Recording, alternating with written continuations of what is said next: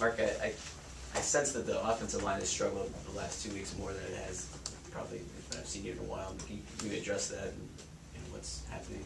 I mean, the big thing is we just got to stay focused. I mean, maybe a little bit we got a little too overconfident, and I think we just need to buckle down, get back to our roots, and work hard every week.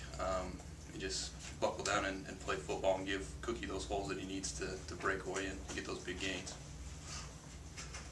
I was thinking more in terms of pass protection, I guess. Pass pro? Yeah. Oh, I mean, same type of thing. I think we've kind of let our technique a little bit go out the door. So we started yesterday, started focusing more on our technique and getting back to the basics and making sure that we're sound, pass pro-wise, as well as run game. Can you address what Kurt said about striving for consistency, and how do you practice that, and how do you do it in a game? And for me, the big thing is staying focused throughout the game. I know Kurt mentioned like the consistency part, but when you become inconsistent, when you get a lack of focus. That's what I believe is when we get that big lead, we might get unfocused and stop communicating like we're supposed to.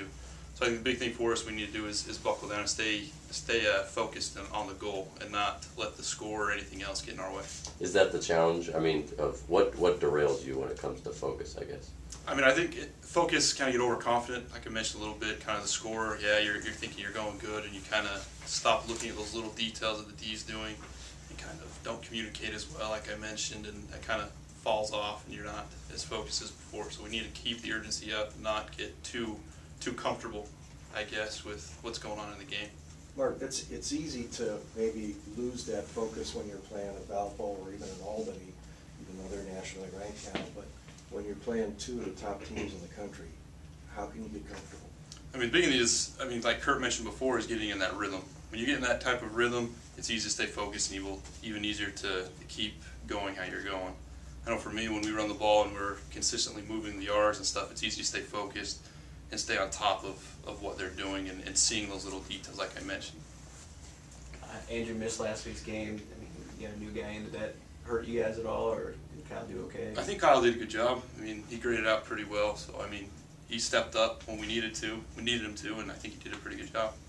Mark, are you guys a better team now than you were when you beat Pitt? I mean, I think same thing, kind of what Kurt mentioned. I mean, we got to progressively get better. I mean, I think the emotions are real high for the Pitt game. I think we need to go back to that and remember kind of how we felt during the Pitt game and go into each game like we're playing Pitt and the #1 team in the nation. How do you expect your teammates and you to respond this week coming out on the field? Just with the way, you know, North Dakota State was a blowout. Here's a game you had in hand and let slip away. Two totally different ways to lose games. I think it's motivating us, honestly. I think it's going to push us to strive better and come out with our hair on fire on Saturday and kind of prove that we can get back on that winning track like we did before. It's going to be even better to play at home, have our home crowd here to support us and kind of push us along. Does playing at home kind of make it easier? I think it does a little bit. It's more comfortable. We practice here every day. We know the field. We know the stands. We know that people are going to be here with us. I think it makes it a little bit easier, but also we need to keep that urgency about us and keep fighting through it. They thrive on big plays. I think they run a 3-4 too. Yeah, 3-4. Sometimes they throw a 4-3 in there once in a while, but mostly a 3 down. So maybe talk about the challenge that you expect from them. It should be a little different. Their nose guard, I know, is pretty good. He was good last year. I think it's the same kid coming back. He's a real penetrator, but I think the big thing is we need to just get on our tracks and run the ball at them and kind of make them beat us in our game. Second quarter last week, things started flipping. It seemed like they made some adjustments, and we did. Is blitzing becoming a problem? Because we're getting killed on the edge on the pass game, but it seems like a lot of the blitzing is starting to really throw wrenches in our schemes. I mean, they blitzed early in the game and we were able to pick it up. I think it's just how they brought it, coming out of the 3 down instead of the 4 down, kind of confused us a little bit.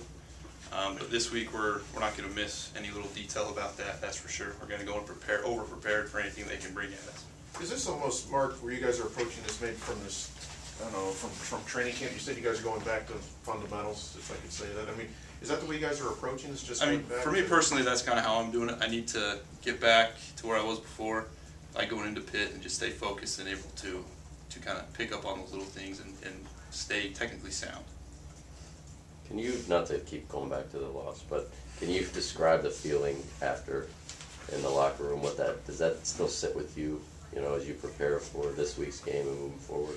I mean, it's going to sit with everybody a little bit, but the big thing is we need to kind of forget the past, always have that feeling kind of how we felt after the game, to not want to feel like that again. know, personally, I hate losing. It's the one thing that I can't stand more than anything is losing. I talked to my wife when I got home till Sunday afternoon after the game. She's kind of upset. Sorry. But I think you need to have that little feeling there just to remember how you feel, and then always go back and get that win. Can you describe what that feeling is? It's kind of like a sickening feeling. I mean, I just feel sick to my stomach. I lose my appetite. I don't want to do anything. It's just not a good feeling. I don't like it. Is there maybe some correlation with last year at the South Dakota State loss when people were kind of writing you off and maybe you guys bounce back? And I think that could be exactly what it is. I mean, people might overlook us now because of the 2 losses, but we've played 2 good teams. I mean, they're not by far chumps out there. I mean, they're good teams. Kind of was mentioned that we've said that this conference is kind of like the SEC. It is. Any team can win any day, but I think maybe they are overlooking us, and we need to come back strong, and we will.